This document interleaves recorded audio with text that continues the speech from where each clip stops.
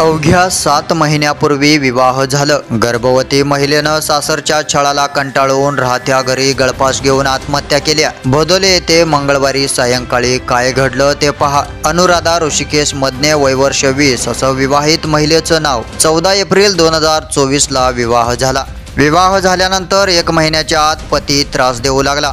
पती ऋषिकेश बाजीराव मदने, वय वर्ष 22, लग्नात दागिने दिले नाही असं म्हणून शिवीगाळ व मारहाण करत होता। यावेळी सासरच्यांनी त्याला चांदीचे ब्रेसलेट करून दिले, तरी सुद्धा तिला त्रास सुरूच होता।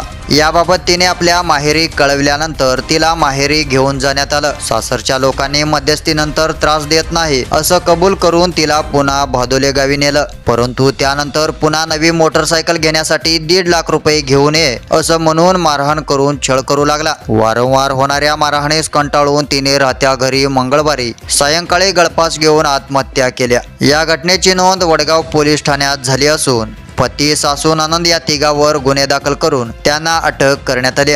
पुढील तपास पोलीस निरीक्षक विलास भोसले करत आहेत।